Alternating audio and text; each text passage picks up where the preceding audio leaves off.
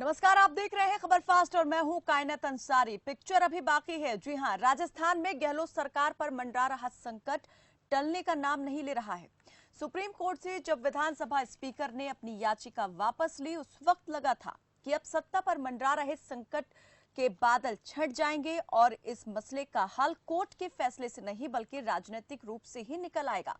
लेकिन एक बार फिर राजस्थान की गहलोत सरकार से जुड़ा मामला राजस्थान हाई कोर्ट पहुंच गया है, लेकिन गहलोत या पायलट खेमे से नहीं बल्कि तीसरे पक्ष की ओर से। राजस्थान के सियासी संग्राम में बीएसपी की एंट्री हो चुकी है, जिससे कांग्रेस की टेंशन बढ़ गई है।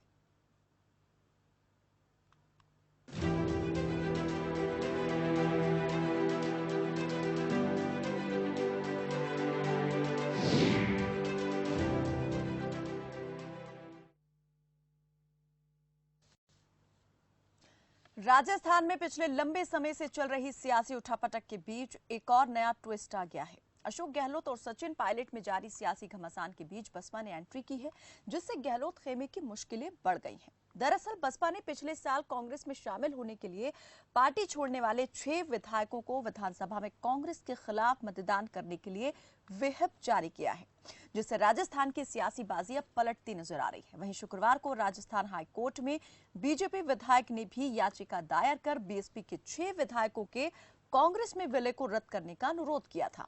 बसपा प्रमुख मायावती व्हिप जारी कर खुलकर कांग्रेस के खिलाफ उतर आई हैं। बसपा महासचिव सतीश चंद्र पूनिया ने बताया कि सभी 6 विधायकों को अलग अलग नोटिस जारी करके सूचित किया गया है। चूंकि बसपा एक मान्यता प्राप्त राष्ट्रीय पार्टी है और संविधान की 10वीं सूची के पारा 4 के तहत पूरे देश में हर जगह पूरी पार्टी यानी कि बसपा का विलय हुए बगैर राज्य स्तर पर विलय नहीं हो सकता है। ऐसे में बसपा का अगला कदम क्या होगा? क्या बसपा राजस्थान हाईकोर्ट में अयोग्यता की लंबित याचिका में हस्तक्षेप करेगी या अलग से रिट याचिका दायर करेगी? और अगर ऐसा होता है तो गहलोत सरकार पर इसका क्या असर पड़ेगा? इस सभी पर आज बातचीत करेंगे, चर्चा करेंगे और कई मेहमान हमारे साथ इस बातचीत में जुड़ेंगे। लेकिन इससे पहले आपको दिखा देते हैं क्यों बढ़ गई है कांग्रेस की टेंशन। बसपा ने कैसे बढ़ा दी है ये टेंशन। कांग्रेस में बीएसपी विधायकों के विलय को रद्द करने का अनुरोध किया गया है और ये याचिका बीजेपी विधायक की ओर से लगाई गई है। सितंबर में बीएसपी के 6 विधायक कांग्रेस में शामिल हुए थे पिछले साल ही, और विलय के बाद 107 हो गई थी कांग्रेस की सदस्य संख्या। तो इन सदस्यों के आने से, बीजेपी विधायकों के आने से कांग्रेस को मजबूती मिली थी, लेकिन अब यही मजबूती उसकी कमजोरी साबित होती नजर आ रही है, क्योंकि बीएसपी ने अब अपने तेवर जो है वो कांग्रेस को दिखाने शुरू कर दिए हैं। बीएसपी के ये तेवर कांग्रेस के ऊपर क्या असर डालेंगे? गहलोत सरकार पर मंडरा रहा संकट कितना और बढ़ जाएगा? इस पर ज्यादा बातचीत के लिए हमारे साथ कई मेहमान जुड़ चुके हैं। कैलाश शर्मा हमारे साथ जुड़े हैं, कांग्रेस के प्रवक्ता हैं, और राखी राठौर बीजेपी के प्रवक्ता हमारे साथ जुड़ी हैं। साथ ही वरिष्ठ पत्रकार विनोद जोशी भी हमारे साथ जुड़ चुके हैं। बहुत स्वागत है आप सभी का हमारे साथ इस चर्चा में जुड़ने के लिए। सबसे पहले मैं विनोद जोशी जी आपसे पूछना चाहूंगी, आप कैसे देख रहे हैं इस नई एंट्री को? ये जो नया ट्विस्ट आया है, इससे किसका राजनीतिक फायदा इसमें ज्यादा दिखाई देता है? कांग्रेस की कितनी मुश्किलें अब बढ़ेंगी?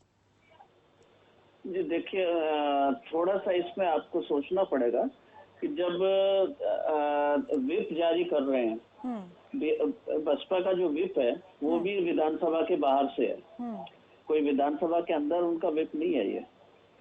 ठीक है ना जी। आप एक तरफ तो ये कहते हैं कि ये जो कांग्रेस का व्हिप है वो जब हाईकोर्ट उसको कह चुका है, नोटिस कोई नहीं मानने को तैयार है विधानसभा अध्यक्ष के, तो आप बसपा के व्हिप की क्या कीमत मानेंगे? और जबकि बसपा का विलय हो चुका है, बसपा लेजिस्लेटर पार्टी का विलय कांग्रेस लेजिस्लेटर पार्टी में हो चुका है और उसको मान्यता दे चुके हैं अध्यक्ष। तो एक ये टेक्निकल चीज है जिसको कि अभी शायद बसपा समझ नहीं पाई है। बसपा ने जिस तरह से जो बात कर रहे हैं, मुझे नहीं लगता कि कोई अभी आज हाईकोर्ट ने भी उनके जो मदन दिलावर की पिटीशन थी उसको खारिज कर दिया है। जो बसपा के विलय को चुनौती दी थी उसको उन्होंने खारिज कर दिया है। तो मुझे नहीं लगता है कि अगर आप इसी आधार पर उनको मानते हैं कि ये 6 विधायक कांग्रेस के कम होंगे, तो फिर इस आधार पे तो कांग्रेस का स्टैंड जो 19 विधायकों के खिलाफ है वो भी एक वाजिब स्टैंड बन जाएगा अपने आप ही।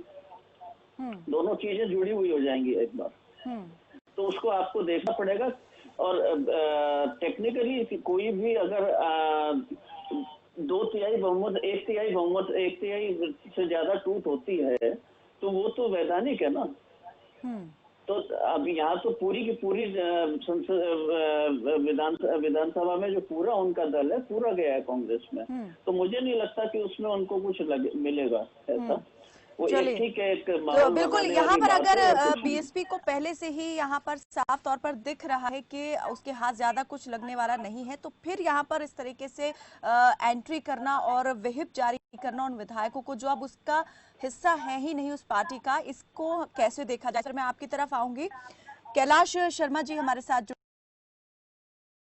जुड़े हैं। कैलाश जी, लगता है कभी ये खतरा जो है वो टलेगा? कांग्रेस पर जो मंडरा रहा है कांग्रेस की सत्ता पर, और ये जो लगातार के बाद एक रोड़े आ रहे हैं, इनको देख करके क्या लगता है क्यों आ रही हैं इस तरीके से चीजें? पहले 1 साल पहले ही विधायक तो आ गए थे, 1 साल बाद ही यहाँ पर बीएसपी ने ये स्टैंड क्यों लिया? इसके पीछे मुख्य कारण भाजपा की सरकार जब से केंद्र में चुनकर आई है, उसने ये नारा दिया था सबका साथ सबका विकास, बेरोजगारी को दूर करना, युवाओं को रोजगार देना करोड़ों, पेट्रोल की कीमत कम करना, लोक लुभाऊ नारे देना, डॉलर का भाव रुपए के सामने बढ़ाना, रुपए का बढ़ाना, इस तरह के नारे देकर सत्ता में आए। और जो जो वादे इन्होंने किए थे ठीक उसके विपरीत ये काम करने लगे। नोटबंदी सामने आई, जीएसटी सामने आई, लोग असुरक्षा की भावना महसूस करने लगे, उद्योग धंधे सब चौपट हो गए, जनता में असुरक्षा की भावना पैदा हो गई और लोग त्राई त्राई करने लगे। ऐसे में हमारे सामने एक भयंकर आपदा आई, कोरोना। और कोरोना का संचालन हमारे लोकप्रिय मुख्यमंत्री जिस तरह कर रहे थे उसको देखकर नेता लोग हड़बड़ा गए और इस श्री अशोक गहलोत की लोकप्रियता को देखकर उसको पचा नहीं पाए और उसके खिलाफ साजिश रचना। आपके अपने ही नेता कैलाश जी जी सर, क्या कांग्रेस के अपने ही नेता इस लोकप्रियता को पचा नहीं पाए, आप ये कहना चाहते हैं? नहीं नहीं, ये नहीं सर, भाजपा के उच्च नेतृत्व इसको नहीं पचा पाया और सांठ गांठ करके लोगों को खरीद फरोख्त के काम में लग गया और सरकार गिराने की साजिश करने लगा। ऐसे में कांग्रेस ने अपने बहुमत को सिद्ध किया और सिद्ध कर रही है, लेकिन जो राज्यपाल महामहिम जो यहाँ राजस्थान में सबसे बड़े अधिकारी और सम्माननीय व्यक्ति हैं, उनको जो विधानसभा का सत्र बुलाना था वह न बुलाकर संविधान की धज्जियां उड़ाई और लोकतंत्र का घोर अपमान किया। सारी जनता इसको देख रही है, सारी जनता इससे नाराज है। इस तरह से गोवा में सरकार गिरा दी, मध्य प्रदेश में सरकार गिरा दी, कर्नाटक में सरकार गिरा दी और अब जो चुनाव से पहले जो माननीय मोदी जी ने जो वादा किया था कि कांग्रेस विहीन कर देंगे, उसी इन सरकारों को गिराने से उत्साहित होकर और कांग्रेस की राजस्थान को सरकार गिराने के लिए जो षड्यंत्र किया। ये जो सारा प्रकरण राजस्थान की राजनीति में हुआ है, यहाँ तो ये ज्यादा लगता है कि अपनी ही महत्वाकांक्षाएं राजनेताओं को जो है वो भारी पड़ती नजर आई और अपनी ही एम्बिशंस को पूरा करने के लिए उन्होंने पार्टी को दरकिनार कर दिया। सत्ता यहाँ पर खतरे में इसलिए पड़ी क्योंकि जो दोनों वरिष्ठ नेता थे यहाँ पर, पूर्व उप मुख्यमंत्री सचिन पायलट की अगर बात करें तो उनके ऊपर भी कई तरह के आरोप मढ़े गए। हालांकि उनकी तरफ से अभी तक खुलकर के इतना कुछ नहीं कहा गया है, ये अलग बात है, लेकिन सीएम गहलोत ने कोई कसर नहीं छोड़ी उन पर निशाना साधने की। तो सरकार गिराने में आप जैसे आरोप लगा रहे हैं कि वरिष्ठ नेतृत्व जो बीजेपी का रहा है उसका हाथ है, यहाँ पर उससे ज्यादा तो खुद अंदरूनी कला दिखाई देती है। ऐसा कुछ नहीं है। जो कांग्रेस में अशोक गहलोत के नेतृत्व में 109 विधायक राज्यपाल महामहिम के सामने परेड में खड़े हो चुके हैं, कई बार फ्लोर टेस्ट के लिए तैयार हैं, कोर्ट में उनका एफिडेविट दिया जा चुका है और आम जनता इसको देख रही है। हर जगह पे कांग्रेस के लोग जिला स्तर पर प्रदर्शन कर रहे हैं और ये इस घटना को लोकतंत्र की और संविधान की हत्या के रूप में देखते हैं। राखी राठौर जी, क्या कहेंगे यहाँ पर? आपके बीजेपी के विधायक जो हैं, बीएसपी के जो 6 विधायक कांग्रेस में शामिल हुए थे, उनकी योग्यता को रद्द करने के लिए रिट लगाते हैं हाईकोर्ट में, हाईकोर्ट जाते हैं। जब सीधे तौर पर बीजेपी कुछ नहीं कर पाई तो क्या ये रास्ता अपनाया? देखिए कायनात जी, ये आज का मैटर नहीं है। जिस तरह की बातचीत चल रही है कि बीएसपी का जो कांग्रेस के अंदर विलय है सभी का, ये एप्लीकेशन मार्च में दी गई थी। मार्च के अंदर आदरणीय अध्यक्ष महोदय को ये एप्लीकेशन दी गई थी कि ये गलत हुआ है और इसके बारे में पूरी जांच हो। तो आज का ये मैटर नहीं है कि हम लोगों ने आज इस बात को उठाया। कोई भी चीज गलत होगी तो उस पर कोई ना कोई आवाज तो उठानी ही होगी। साथ ही जैसे अभी बात हुई कि मदन दिलावर जी की जो याचिका है वो खारिज हो गई, मैं एक बार बताना चाहूंगी उसकी डिटेल भी कि उसमें हुआ क्या। उन्होंने ये लिखा कि मेरी सुनवाई नहीं हो रही, याचिका में ये लिखा था कि सुनवाई नहीं हो रही। और आपने मदन दिलावर जी का स्टेटमेंट भी देखा होगा, उनको इस याचिका की सुनवाई की जानकारी समाचार पत्रों के माध्यम से मिली। तो जब सुनवाई हो चुकी है इसीलिए वो याचिका आधारहीन है और इसीलिए हाईकोर्ट से उस याचिका को खारिज कर दिया गया, ये कहते हुए कि ये आधारहीन है। लेकिन अब नए सिरे से हाईकोर्ट और सुप्रीम कोर्ट में इस बात को लेकर के हम लोग जाएंगे और जरूर हमें उम्मीद है कि इसका यानी अभी आपने उम्मीद नहीं छोड़ी है कि जो बीएसपी के विधायक अपनी मर्जी से और पूरे तरीके से कांग्रेस में शामिल हो गए वो ठीक हुआ। आप चाहते हैं कि ये जो विलय है इसे अमान्य घोषित कर दिया जाए। अगर ये अमान्य घोषित होता है तो इस तरीके से कई और दूसरे सदस्य बीजेपी में शामिल हुए, अगर एमपी की बात कर लें, कर्नाटक की बात कर लें, तो यहाँ पर क्या वही स्टैंड दूसरी पार्टियां नहीं अपना सकती हैं? ये किस तरह की परंपरा जो है स्थापित होती जा रही है, चलती जा रही है? कानून सबके लिए एक है। जब यहाँ हम लोग बात कर रहे हैं तो बात सब जगह की हो रही है। जो राखी जी, हैरत इस बात की है कि विधायक बीजेपी विधायक नहीं, बीएसपी विधायक, लेकिन बीजेपी को ज्यादा खटक रहा है। बीएसपी नहीं गई इस मामले में कोर्ट के दरवाजे तक, कोर्ट के दहलीज तक, लेकिन बीजेपी गई है। आज बीएसपी ने पक्षकार बनने के लिए अर्जी लगाई थी। आज बीएसपी ने पक्षकार बनने के लिए अर्जी लगाई थी, तो बीएसपी गई है। ऐसा नहीं है कि बीएसपी नहीं जा रही है। और देखिए सीधी सी बात है, जो भी डिसीजन होगा वो सबके लिए मान्य है, वो हर पार्टी के लिए मान्य होगा, वो हर स्टेट के लिए मान्य होगा, तो उसके लिए तैयार है ना हम। विनोद जी, कायनात देखिए, दल बदल कानून की परिभाषा जो है उसमें उससे बच जाएंगे बसपा के विधायक, इसमें किसी को दो राय नहीं होनी चाहिए। और इस तरह के दल बदल अभी नॉर्थ ईस्ट में तो बहुत बड़े हुए हैं। कांग्रेस और ये सब पूरी की पूरी पार्टियां गई हैं। यानी विनोद जी, अगर बीजेपी खुद जाती है इस मामले को लेकर कोर्ट में, तो यहाँ पर कल को उसे भी सेम टू सेम चीजों का सामना करना पड़ सकता है दूसरे राज्यों में जहाँ पर दल बदल हुए। और दूसरी बात ये कि आप विधानसभा अध्यक्ष को फिर के एक रबड़ स्टाम्प बना देंगे क्या? विधानसभा अध्यक्ष कहीं भी कोई निर्णय नहीं ले सकता, कोई नोटिस नहीं देगा, कुछ नहीं करेगा, सिर्फ बैठा बैठा देखेगा और न्यायालय के आदेशों की पालना करेगा। ऐसा नहीं होगा। दल बदल कानून आपका पूरा बहुत विस्तृत बना हुआ है। कायदे से अगर आप उसको लागू करते हैं तो बहुत अच्छा कानून है, लेकिन यह है कि उसका दुरुपयोग ज्यादा होता है दल बदल कानून का। और विधानसभा अध्यक्षों ने समय समय पर उसको भी अपने हिसाब से तोड़ा मरोड़ा है। लेकिन इस केस में जहाँ तक बसपा का केस है, इसमें पूरी लेजिस्लेटिव पार्टी का विलय है, इसलिए आप मुझे नहीं लगता कि दल बदल कानून में कोई उसमें कुछ आप कर पाएंगे। राखी राठौर जी, अभी आप कह रही थी कि दोबारा से हम कोर्ट का दरवाजा खटखटाएंगे इस मामले को लेकर के, तो किस आधार पर, क्या आधार होगा? आधार यही कि इस तरह की चीजों का जो है क्लैरिफिकेशन आ जाए। जैसे विनोद जी कह रहे हैं, अगर नहीं हो सकता तो जो भी न्यायालय का डिसीजन होगा वो मान्य है। लेकिन हमारा क्लैरिफिकेशन इसी बात का है कि क्या इस तरह का विलय संवैधानिक है नहीं। इस तरह के विलय को संवैधानिक मानते हैं कि नहीं मानते हैं, राखी जी एक बात चेक कर लेंगे। राखी जी एक बात है कि अगर बसपा को लग रहा था कि ये विलय गलत हुआ है या ये दल बदल गलत हुआ है, तो आज इतने टाइम बाद में, समय बाद में बसपा का राष्ट्रीय नेतृत्व जाग रहा है। उसकी क्या वजह है? अभी तक कहाँ था मायावती जी, कहाँ थी सतीश मिश्रा जी, कहाँ थे अभी तक शायद सो रहे थे और अब आपने जगा दिया उनको।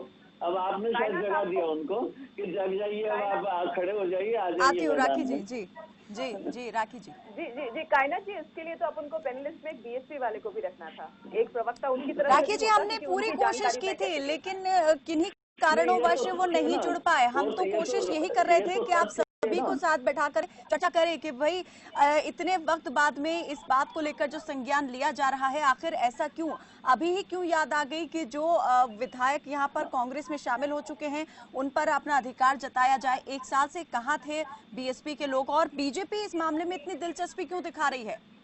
सवाल तो यहाँ पर आपसे भी है ना। मुझसे पूछ रहे हैं आप सवाल? जी जी राखी जी। हमारा ये याचिका तो मार्च से है, आज के इंसिडेंट नहीं, मार्च से है। सीएम गहलोत तो यहाँ पर तब से, जब से वो सत्ता में आए हैं, सत्ता आई है राजस्थान में, तभी से कह रहे हैं कि साजिशें रची जा रही हैं, षड्यंत्र हो रहे हैं। आप तो मार्च से फिर भी इस याचिका को कह रही हैं, तो क्या ये मान लिया जाए कि ये भी उसी जो वो आरोप लगा रहे हैं उन्हीं आरोपों में से एक चीज हो रही थी, ये भी उसी का एक अंग था? कायनाथ देखिए, क्या है, आरोप बीजेपी पे लगाना साफ साफ बात है। जितना पिछले 15 दिनों का जो सीन रहा राजस्थान के अंदर, वो आरोप लगाना सिर्फ और सिर्फ अपनी नेतृत्व क्षमता को कमी को छुपाना, एक ऐसा इल्यूजन क्रिएट करना कि कमी हमारे में थी। एक्चुअली क्या है, दिसंबर में जब पहली बार ये आए इलेक्शंस हुए और उसके बाद सीएम का डिसीजन हुआ, आपको ध्यान होगा कि 5 दिन का डिस्कशन दिल्ली में चला और उसके बाद मुख्यमंत्री बने। मुख्यमंत्री का डिप्टी सीएम से 1.5 साल से कोई संवाद नहीं है। इनकी आपस में ये बातचीत है कि वो उसे निकम्मा नकारा कहते हैं। इन सब में बीजेपी का इन्वॉल्वमेंट कहाँ है? साफ तौर पे कायनात ये बात है कि इनकी आपस की कोऑर्डिनेशन की प्रॉब्लम है, और कहीं सही जगह पे इनको जाना चाहिए तो वो जाना चाहिए अपने सेंट्रल नेतृत्व के पास, ये कहते हुए कि 2 पार्ट जो वर्टिकल डिवीजन है वो कांग्रेस का हुआ है, ना किसी और पार्टी का। बार बार कभी कभी राज्यपाल महोदय को बीच में लाते हैं, कभी बीजेपी को बीच में लाते हैं, जबकि प्रॉब्लम क्या है कि इनका आपस के विधायकों में आपसी जो एक विश्वास होता है, वो विश्वास ही खत्म हो चुका है। सीएम साहब 1.5 साल से कह रहे हैं कि तू चोर है, हमारे विधायक बिक रहे हैं, हमारे विधायक जा रहे हैं। आप खुद सोचिए, लगातार आप किसी को इस तरह से कोसेंगे तो वही हाल हुआ जो हुआ। आप इस तरह की बातचीत किसी में कह दूं, एक जिसमें जीव है उसे आप इस तरह की बात करेंगे तो रिजल्ट जो सामने वही होना था यहाँ। जी क्या कहेंगे? सीधे तौर पर और साफ तौर पर बीजेपी प्रवक्ता जो हैं वो कह रही हैं कि सारा दोष तो कांग्रेस का खुद का है, हम पे आरोप क्यों मढ़ रहे हैं? ऐसा नहीं है, जहाँ आग लगती है वहाँ धुआं उठता है। जैसा कि अभी राज्यसभा का चुनाव हुआ है, उसमें जो नंगा नाच भारतीय जनता पार्टी द्वारा किया गया है, जो खरीद फरोख्त करने की जो कोशिश की गई थी, वह इसका सर्वमान्य उदाहरण है। कोई सी भी राजनीतिक दल इस चीज को नहीं नकार सकता है। एक होता है प्ले बैक सिंगर और एक होता है ओपन सिंगर। तो प्ले बैक सिंगर की तरफ से ये पार्टी काम करके पीछे से कांग्रेस के को तोड़ने का काम कर रही है। कभी आप कांग्रेस कहती है कि कांग्रेस के अंदर से ही तोड़ने का काम हो रहा था, कभी आप कहते हैं कि बीजेपी ये काम कर रही थी। कांग्रेस के ही विधायक जो हैं गजेंद्र सिंह मलिंगा, उन्होंने पूर्व डिप्टी सीएम सचिन पायलट पर आरोप लगाया था कि उन्हें ब्राइब देने की उन्होंने कोशिश की थी राज्यसभा में क्रॉस वोटिंग करने के लिए या बीजेपी में शामिल होने के लिए। इस पर क्या कहेंगे? यहाँ पर कौन किस पर आरोप लगा रहा है, किसका विश्वास किस पर है कैलाश जी? सब कुछ होते हुए हमारे पास 109 विधायकों का समर्थन मौजूद है। हमें सत्र बुलाने की इजाजत क्यों नहीं दी जाती है? अगर सत्र बुलाने की इजाजत दी जाती है, वो इसका प्रत्यक्ष उदाहरण है कि इसके पीछे बीजेपी है। राखी जी, देखिए, सत्र बुलाने की जहां तक बात है, मोटे तौर पे तो मैं कहूंगी कि मैं अपनी पार्टी का पक्ष रखने यहाँ पर आई हूँ। भारतीय जनता पार्टी का पक्ष यहाँ पे रखूंगी, और सत्र बुलाना नहीं बुलाना ये राज्यपाल महोदय के विवेक और परिस्थितियों के हिसाब से होगा। उसके बारे में मुझे यहाँ पे तो कांग्रेस आरोप लगा रही है ना कि राज्यपाल को भी जो है वो इस्तेमाल किया जा रहा है, या राज्यपाल भी जो ऊपरी दबाव है उसमें काम कर रहे हैं, और जो संवैधानिक पद जिस पर रहते हुए उन्हें जो काम करना चाहिए वो नहीं कर पा रहे हैं। कायनात, आपने देखा पिछले 15 दिनों में इन्होंने लगातार आरोप के अलावा कुछ नहीं किया है। पहले बीजेपी पे आरोप लगाया, फिर उनके जो महासचिव हैं वो कहते हैं कि हमें हाईकोर्ट सुप्रीम कोर्ट से उम्मीद नहीं है, फिर ये कहते हैं हमें राज्यपाल महोदय से उम्मीद नहीं है, इनको आपस में किसी से कोई उम्मीद नहीं है। मतलब विश्वास कहाँ है? किसी पे भी विश्वास नहीं है। खैर, राज्यपाल महोदय की जहां तक बात आ रही थी, एक बात मुझे मालूम चली समाचार पत्रों के माध्यम से कि जिस तरह का इन्होंने एक एप्लीकेशन दी थी कि सत्र बुलाया जाए, उसके अंदर डेट मेंशन नहीं, उसमें आप ये बता नहीं पा रहे हो कि अर्जेंट जो आप सत्र बुलाना चाहते हो उसमें क्या कारण है, क्या डिस्कस करोगे। जब आप इनकम्प्लीट डॉक्यूमेंट दोगे तो राज्यपाल ने कुछ क्वेश्चंस, कुछ क्वेरीज पूछे, उनके जवाब दे दीजिए। और मुझे लगता है कि जो प्रोसेस है उसको फॉलो करके राज्यपाल महोदय इसके लिए बिल्कुल मना नहीं करेंगे, जैसे मेरी राय है। जैसे मैंने पहले ही कहा, मैं अपनी पार्टी की बात रखने आई हूँ, राजभवन में क्या हो रहा है इसका मुझे जानकारी नहीं है, लेकिन जो एक नॉर्मल कॉन्साइज से समझ में आ रही है बात कि इनकी डेट स्पेसिफाई नहीं, बाहर मीडिया को ये कह रहे हैं कि हम बहुमत सिद्ध करेंगे, लेकिन जो लेटर दे रहे हैं विधानसभा सत्र बुलाने के लिए उसके अंदर इन्होंने कुछ भी स्पेसिफाई नहीं किया, क्या करेंगे, कब बुलाना है, क्या डिस्कस करना है, अर्जेंसी क्या है। पिछला सत्र जो फरवरी में हमारा यहाँ का स्थगित हुआ वो कोरोना की वजह से स्थगित हुआ। आज स्थिति राजस्थान के अंदर कोरोना की ये है कि 2 दिन से लगातार 1000 के ऊपर का आंकड़ा आ रहा है, टोटल आंकड़ा 40,000 छूटा नजर आ रहा है। जब इतनी क्राइसिस है यहाँ पर तो इतने सारे लोगों को विधानसभा के अंदर कैसे बिठाएंगे? तो राखी जी, उसके लिए स्वास्थ्य मंत्री ने कहा तो था कि वो सभी को कोरोना टेस्ट कराने के लिए तैयार है जी, और विधानसभाओं के सत्र भी बुलाए जा रहे हैं, इसमें कोई वो बात नहीं है। विनोद जी बोल रहे हैं? जी विनोद जोशी जी बात कर रहे हैं। देखिए, तो गोवा का मैं बता रही हूँ इस बात को, गोवा का चल रहा है तो वो कोरोना मुक्त डिक्लेयर हुआ, कहाँ हो गया है? लॉकडाउन है गोवा में, कोरोना के केसेस बढ़ रहे हैं, गोवा को लॉकडाउन कर दिया गया है। गोवा को लॉकडाउन प्रोसेस फॉलो किया ना। देखिए मैम, बात ये है कि प्रोसेस फॉलो कीजिए। 21 दिन का तो हर जगह प्रावधान है, राज्यपाल महोदय को 21 दिन के अंदर तो बुलाना ही पड़ेगा। ही इज ओनली आस्किंग कि व्हाई सो अर्जेंटली, इतनी जल्दी क्या है जो आप बुलाना चाहते हैं? ये संकट क्या आपको कम नहीं लगता है? ये क्या बहुत छोटा लग रहा है आपको? इस तरह की स्थितियां बन गई हैं, अभी भी आप पूछ रहे हैं कि व्हाई सो अर्जेंट, कि इमरजेंसी क्या है? जी विनोद जी, विनोद जी, क्या स्थिति बन गई है बताइए मुझे जरा आप। क्या किसी ने कैलाश जी बेहतर आप बता सकते हैं, पिछले कितने दिन से सियासी उठापटक चल रही है राजभवन में, या फिर सरकार चलाने की बजाय जो विधायक हैं वो होटल्स में ठहरे हुए हैं, 2 खेमों में लोग यहाँ पर बटे हुए हैं, तय नहीं हो पा रहा है कौन बाहर है कांग्रेस के, कौन अंदर है कांग्रेस के। अभी भी इतना बड़ा सियासी संकट राज्य में चल रहा है, फिर भी आप पूछ रहे हैं कि क्या बनी हुई है? कोर्ट में मामले पहुंच रहे हैं, राजस्थान हाई कोर्ट, उसके बाद सुप्रीम कोर्ट, फिर से अब राजस्थान हाई कोर्ट।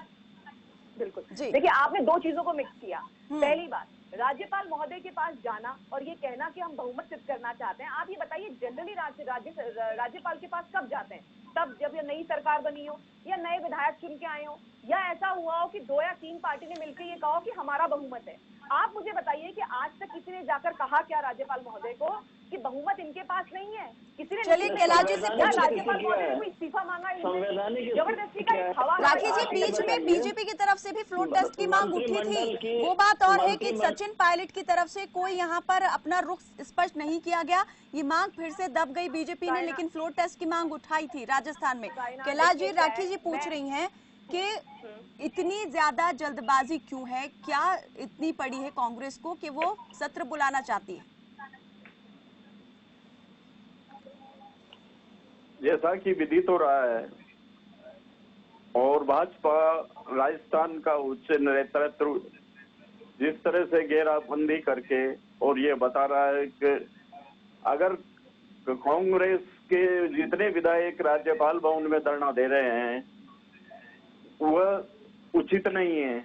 माननीय जो अभी हमारे राज्यपाल महोदय हैं, इन्होंने भी मध्य प्रदेश शासन में वहाँ पे राज्यपाल महोदय को उत्तर प्रदेश के सामने, उत्तर प्रदेश में मैं माफी चाहता हूँ, उत्तर प्रदेश में धरना देकर अपनी मांग मनवाने के लिए कार्रवाई की है। और संविधान की रक्षा करने के लिए, प्रजातंत्र की रक्षा करने के लिए, और जो अभी कोरोना के अंदर जो हालात दिख रहे हैं, मौजूदा हालात है, उसमें राजस्थान सरकार कोई उच्च निर्णय लेना चाहती है। विनोद जी जल्दी से मैं चाहूंगी एक अंतिम प्रतिक्रिया आपकी तरफ से, आप बताएं। 2 मिनट बोलना चाहूंगा। देखिए, पहली बात तो ये कि आपको ये समझ लेना चाहिए कि राज्यपाल मंत्रिमंडल की सलाह मानने को बाध्य है। हाँ, जो इन्होंने पहला लेटर भेजा अशोक गहलोत मंत्रिमंडल ने, उसमें जरूर जो राखी जी कह रही है बिल्कुल सही बात है, उसमें स्पष्ट कारण नहीं थे, और उसका अधिकार है राज्यपाल को, क्यों पूछ सकते हैं। लेकिन जब उन्होंने दूसरा भेजा है तो उसके लिए उनको मानना चाहिए और 21 दिन में बुलाएं, वो कहें तो सही। एक स्पष्टता होनी चाहिए, उनको कहना चाहिए कि 21 दिन का जो नोटिस है उसके बाद मैं बुलाऊंगा। ये बात बहुत स्पष्ट है कि विधानसभा सत्र मंत्रिमंडल बुलाने के लिए सक्षम है, ये हमारे संविधान में पूरी तरह विनोद जी, अब क्या लगता है किस मोड़ जाती दिखाई दे रही है राजस्थान की ये सियासी कथा? सियासी कथा अभी उलझी हुई रहेगी, थोड़े दिनों और उलझी रहेगी। आप इसका ये 6 माह का खेल है, पूरी तरह से संकट अभी बरकरार है, यानी कि हमारे घर में कोई दिक्कत नहीं हुई, भाजपा कहेगी कि हमने कुछ नहीं किया है, सचिन पायलट कहेंगे कि मैं कांग्रेस में ही हूँ, जबकि वो कांग्रेस में कहीं दिख नहीं रहे, आते नहीं है, लेकिन तीनों पक्ष अपनी अपनी बात अपने हिसाब से कहेंगे, आप उनको सुनते रहिए और उनमें से निष्कर्ष आपको निकालना पड़ेगा, बीच में निकलेगा। और ये बात लेकिन इन सब का निचोड़ ये कह सकते हैं कि अभी संकट बरकरार है, टला नहीं है। बहुत बहुत शुक्रिया आप सभी मेहमानों का हमारे साथ इस बातचीत में जुड़ने के लिए। तो एक तरह से सीएम गहलोत के पास बहुमत से महज एक विधायक ही ज्यादा है। ऐसे में बसपा ने अपना फरमान जारी कर कांग्रेस की टेंशन को बढ़ा दिया है। कहना गलत नहीं होगा कि गहलोत सरकार के सामने चुनौती कड़ी होती जा रही है। देखने वाली बात यही रहेगी कि राजनीति में जादूगर कहे जाने वाले गहलोत इस मायाजाल का क्या तोड़ निकालते हैं। फिलहाल के लिए मेरे साथ बस इतना ही। आप देखते रहिए खबर फास्ट। नमस्कार।